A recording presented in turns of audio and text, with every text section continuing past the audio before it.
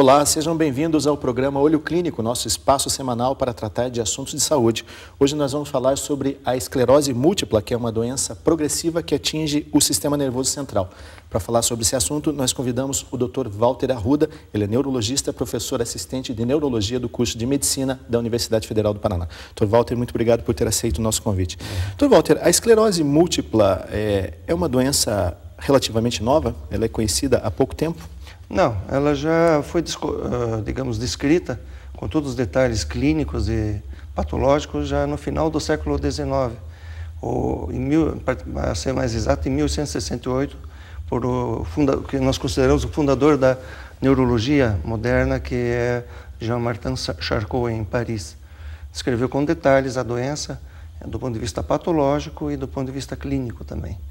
E tanto que havia uma série de sinais clínicos que até eram chamados de tríade de Charcot, que atualmente não tem mais utilidade clínica prática, mas foi realmente a primeira pessoa que descreveu com detalhes a doença em todos os seus aspectos. Agora, ela é uma doença com sintomas muito difusos, né? Tem problemas visuais, distúrbios de linguagem, o equilíbrio alterado. Como é que é feito o diagnóstico? Como é que se chega à conclusão que a pessoa tem esclerose múltipla? Veja, a primeira manifestação da doença pode ser uma manifestação que a gente chama de monossintomática. O indivíduo apresenta somente uma alteração clínica, por exemplo, uma neurite óptica com uma perda de visão, um quadro de labirintite com tonturas, um quadro de perda de força no membro ou de amortecimento. Ou pode ocorrer afetando ao mesmo tempo vários locais do sistema nervoso. Então, com uma clínica bastante rica, que então chama a atenção até mais dessa possibilidade de diagnóstico. Quando é uma forma que a gente chama de monossintomática, com um sintoma único, muitas vezes esse paciente, por exemplo, que tem uma perda de visão, vai para um oftalmo. O paciente que tem um quadro de tontura vai para um otorrino. E se o indivíduo que avalia esse paciente ele não estiver atento à possibilidade de que esse paciente possa ter a doença, eventualmente o diagnóstico pode passar desapercebido. Agora, quando que esse paciente é encaminhado para o neurologista? Já quando a doença apresentou vários surtos, em que caso que isso acontece? Quando o indivíduo tem já um histórico clínico passado e consultando um médico, se observa que provavelmente ele apresentou mais de um evento envolvendo o sistema nervoso central, principalmente num indivíduo de 20 a 40 anos, que muitas vezes é confundido até como se fossem pequenos derrames, entre aspas. Esse é um grande sinal de alerta, é uma bandeira vermelha de que esse indivíduo possivelmente pode ter esclerose múltipla. Agora, como é que são os primeiros surtos? Os primeiros surtos são, como eu disse, extremamente variáveis. Eles podem afetar o nervo óptico, podem, por exemplo, afetar a medula. Então, o indivíduo pode ter uma paralisia de ambas as pernas, agudamente. Pode apresentar alterações de sensibilidade, com perda de sensibilidade ou, às vezes, quadros de dor, às vezes de origem, assim, aparentemente inexplicáveis. Um exemplo, por exemplo, uma dor facial bastante intensa, que se chama neuralgia de trigêmeo, que é uma doença que ocorre na sua forma idiopática, principalmente em indivíduos idosos, acima de 55, 60 anos. Quando isso ocorre no indivíduo jovem, principalmente uma mulher de 20 a 40 anos, isso também chama a atenção de que há uma possibilidade que se trate de um surto de esclerose múltipla. Quer dizer, a esclerose múltipla atinge principalmente adultos jovens. Adultos jovens entre 20 a 40. Existem casos em crianças, representam dentro do universo de todos os pacientes aproximadamente 10%, então é incomum. E acima dos 55 anos e 60, muitos questionam se o indivíduo pode iniciar a doença após essa idade. Com certeza, a grande maioria dos pacientes, 80% a 90%, vai iniciar nessa faixa dos 20 aos 40 anos, o adulto jovem. Bom, o senhor falou que ela é uma doença conhecida já há bastante tempo, ela foi descoberta pelo pai da neurologia, o Charcot. Você sabe exatamente como ela surge?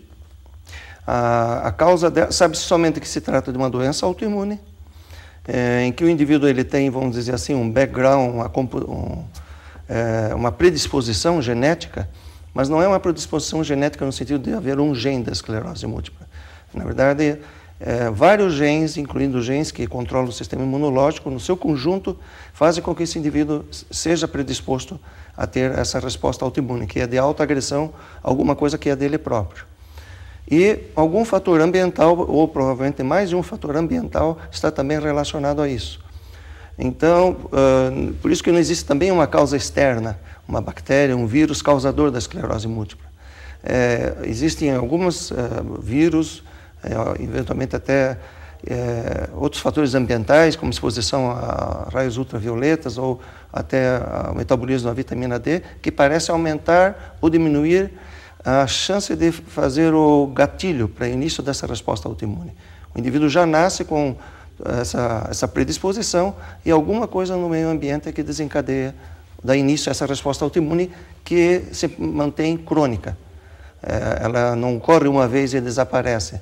O organismo, então, tem essa resposta normal, às vezes vai fazer uma resposta, por exemplo, para se defender de uma infecção viral e, paralelamente, desencadeia uma resposta autoimune, imunológica, contra uma coisa que é dele mesmo, em especial a bainha de mielina. Agora, o que acontece no sistema nervoso? O principal existe a migração de células imunológicas que vêm da periferia do sangue.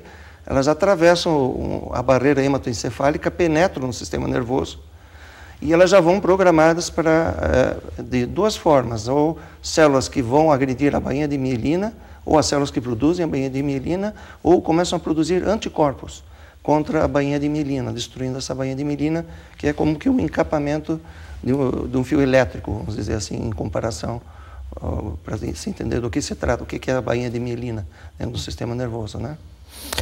A gente pode dizer que a esclerose múltipla pode ser mapeada geograficamente? Existem regiões com maior concentração? Por muitos anos era considerada praticamente uma doença de hemisfério norte, de climas temperados, né? Envolvendo então principalmente a América do Norte e países da Europa, mais ao norte da Europa.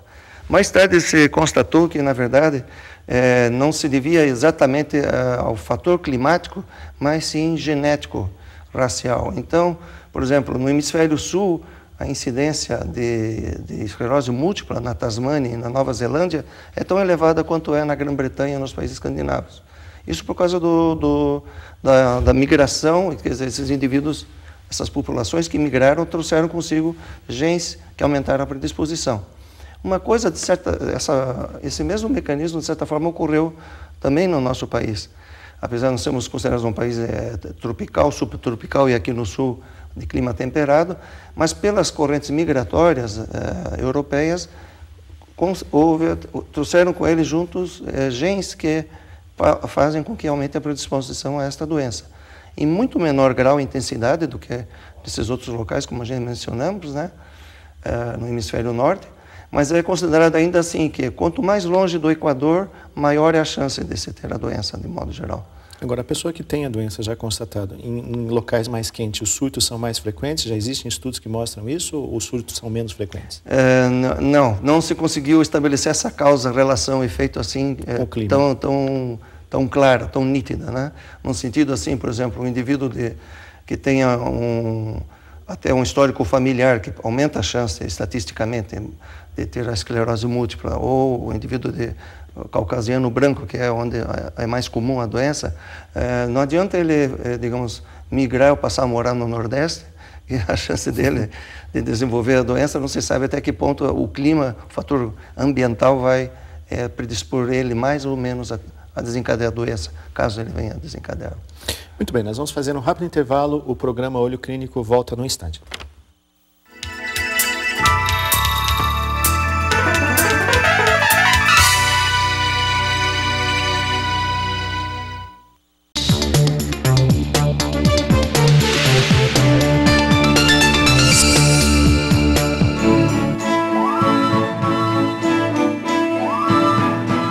Com a sua doação, colocamos elevador para o acesso de deficientes físicos ao hospital. A sua doação ajudou a reformar a clínica médica feminina, o que proporcionou um atendimento de qualidade para 6.000 mulheres por ano.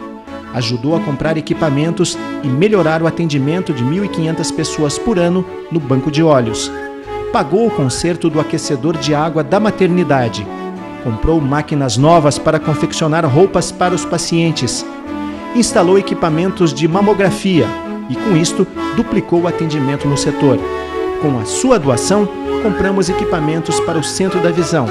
Com isto, dobramos o número de operações de cataratas. Foi a sua doação através da conta de luz que nos permitiu realizar tudo isto. Muito obrigado. Com doações a partir de R$ 2,00, o HC conta com você.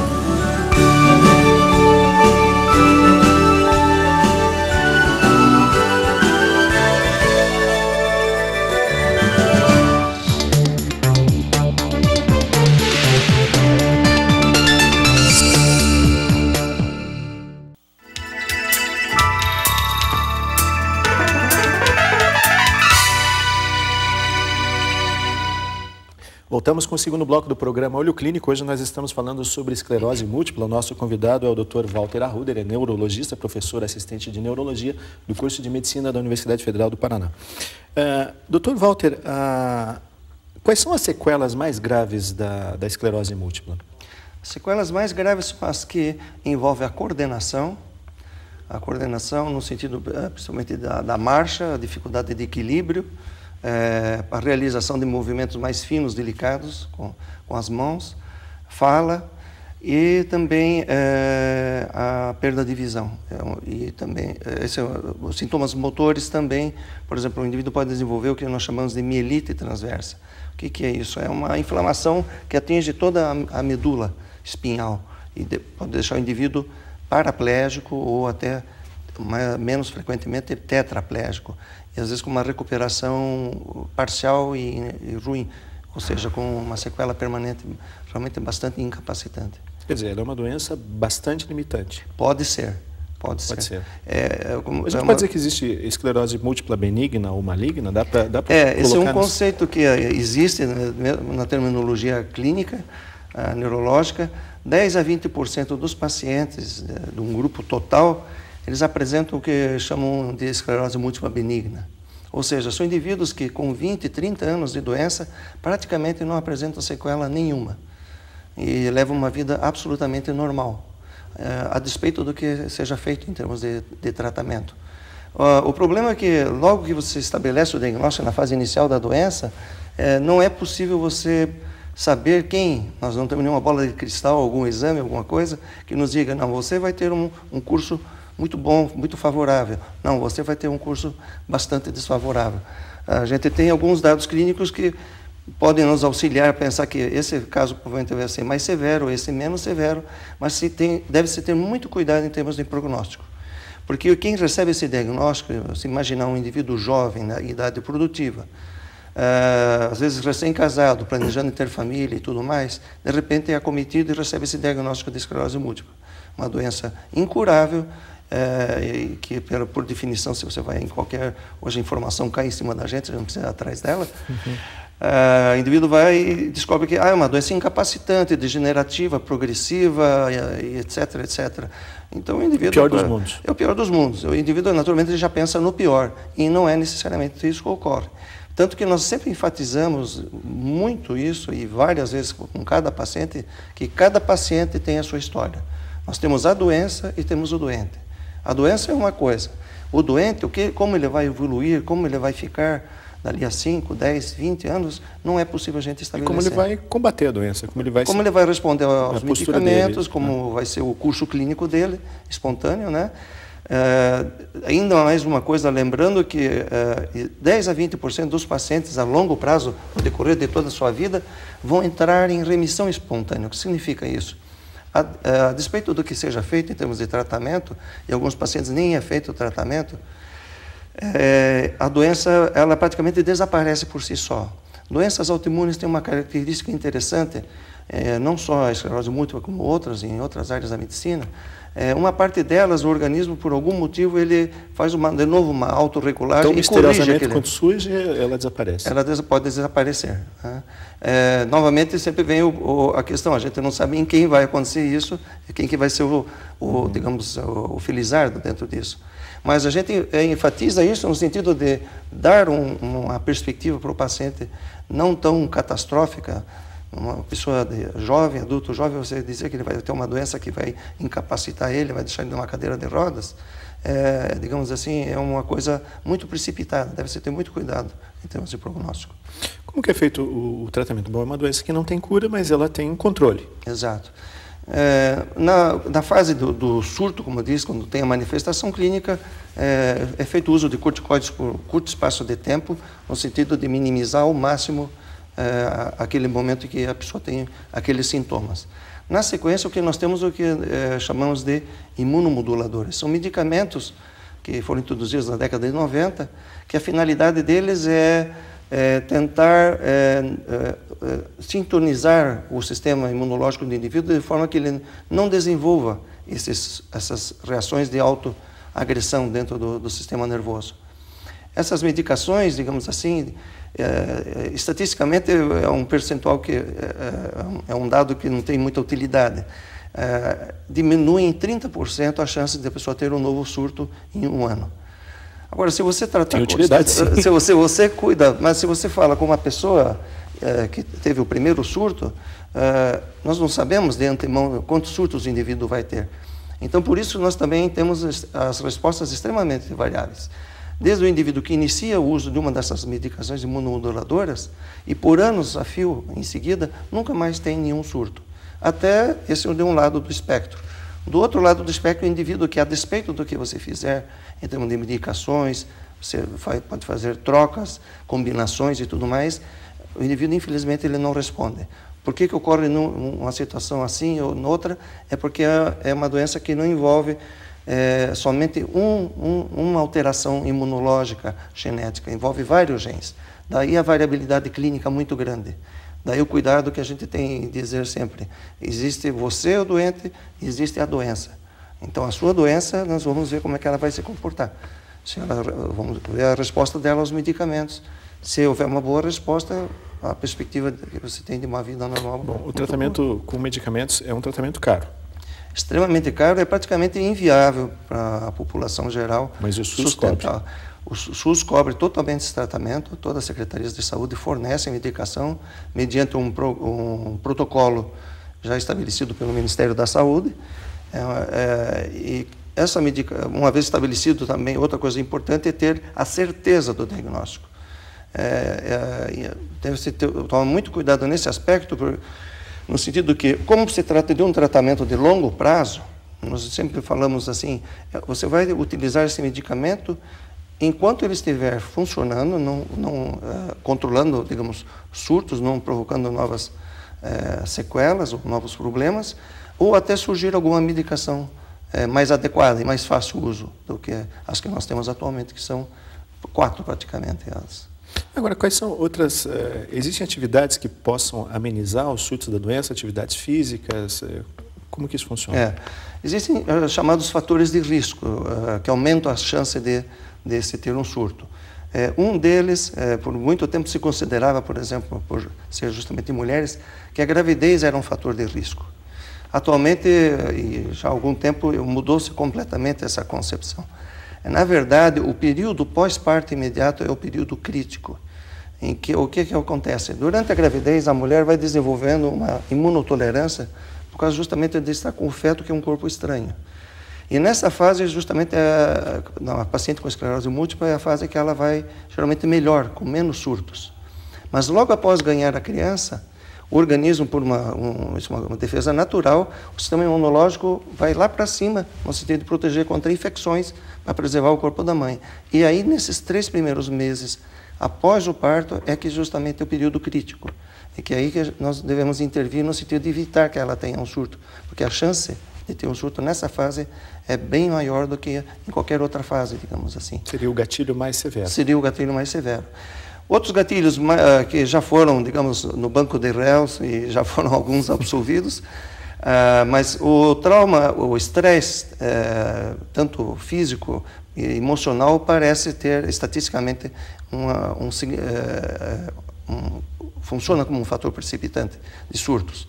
Às vezes o indivíduo desenvolve o primeiro surto após um estresse emocional muito intenso, ou menos comum um estresse físico. E isso, às vezes, que leva até a demora do diagnóstico, porque, às vezes, os sintomas que a pessoa apresenta, por exemplo, após a perda de um ente querido, uma separação, alguma coisa assim, colocado, às vezes, como sendo aqueles sintomas bizarros, como decorrência de um quadro da situação de estresse, né? Por outro lado, a gente tem que tomar cuidado com essa informação, porque isso implica dizer assim que o indivíduo que tem esclerose múltipla ou para você não ter esclerose múltipla, você não deve ter estresse. O que é extremamente difícil. Então, ninguém pode ter estresse. Então, todo mundo tem que ficar vivendo uma vida totalmente sem estresse. Isso só indo para uma ilha, morando sozinho. Né? Só virando monge. Dr. Walter Arrudas, rapidinho, só para encerrar. Então, quer dizer, quais são os sintomas para os quais as pessoas devem ficar atentas e que podem ajudar numa identificação, num diagnóstico precoce da doença? Que pode queimar aquelas etapas de procurar, por exemplo, um oftalmo, um otorrino. Veja, parte de visão, perda de visão, borramento de visão súbito, com dor ocular, é um sinal de alerta. O indivíduo deve procurar oftalmo, e esse oftalmo, sendo um bom oftalmologista, ele vai considerar a possibilidade de esclerose múltipla e encaminhar para um neurologista, ou às vezes até iniciar já a investigação nesse sentido. Na questão da parte de equilíbrio, às vezes, essas considerado como labirintite, na verdade, o indivíduo tem um quadro de falta de equilíbrio. E o otorrino daí deve estar atento, que na verdade ele pode estar apresentando o primeiro surto. Os sintomas motores são mais fáceis, porque geralmente o indivíduo vai ao neurologista diretamente. Se ele amortece o braço, ou perde a força de uma perna, ele pensa que está tendo um derrame, geralmente, é a primeira impressão que tem. E outra que é mais, às vezes, difícil é a questão de perda de sensibilidade permanente. Qualquer sintoma, digamos, de perda de sensibilidade ou de perda de força que dure mais do que 24, 48 horas, essa pessoa deve procurar um médico. Não deve ficar assim pensando, não, isso não é nada, já vai passar, foi um mau jeito que eu tive. É melhor ir e constatar que não se trata de nada do que deixar batido um diagnóstico desse. Muito bem, Dr. Walter Arruda, neurologista da Universidade Federal do Paraná, quero agradecer muito a sua presença no nosso programa. Obrigado. O programa Olho Clínico fica por aqui. Se você tem dúvidas, críticas, comentários, quer mais informações a respeito desse tema, escreva para a gente. O nosso e-mail é olhoclínico, tudo junto, @ufpr.br. Eu agradeço muito a sua audiência e até a próxima edição do nosso programa. Até lá.